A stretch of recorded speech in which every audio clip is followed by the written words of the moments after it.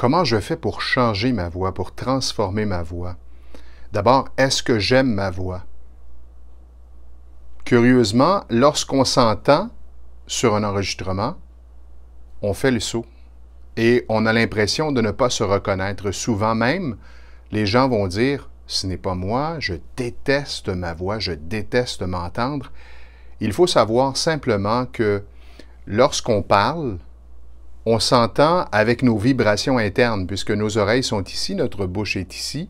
Donc forcément, ce qu'on entend n'est pas le son qui est émis, mais plutôt les vibrations qui sont à l'intérieur de nous. Et on s'habitue à ces vibrations et on a l'impression que c'est notre voix. Lorsqu'on s'écoute sur un enregistrement, on s'entend comme n'importe qui que l'on rencontre nous entend, et ça fait un peu bizarre au départ. Une voix peut se changer, une voix peut se déposer. On fait assez souvent ce qu'on appelle du placement vocal. Quelqu'un arrive et a une voix plutôt haute, dans les médianes ou dans les hautes fréquences.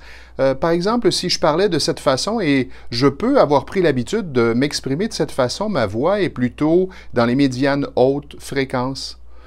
Et plus la voix est haute, plus les fréquences sont irritantes pour l'oreille de l'interlocuteur. Alors, qu'est-ce que je fais pour placer ma voix? Je vous suggère d'abord d'installer une respiration abdominale. J'inspire par le nez.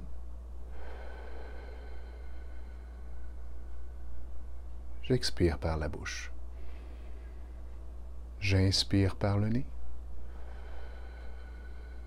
J'expire par la bouche. Je prends le temps de me calmer, de me détendre, de me déposer.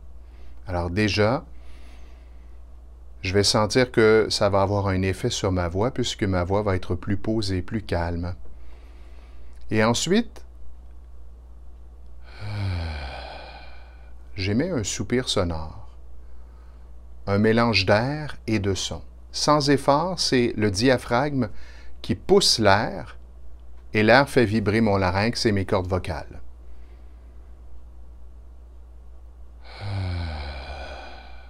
Simplement, je peux le faire de 5 à 8 fois tous les matins, tout de suite après la respiration abdominale, et je m'assure de garder ma voix bien assise, bien déposée. Dans une prochaine capsule, je vous enseignerai les techniques vocales.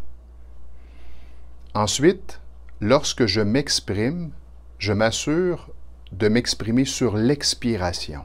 Donc,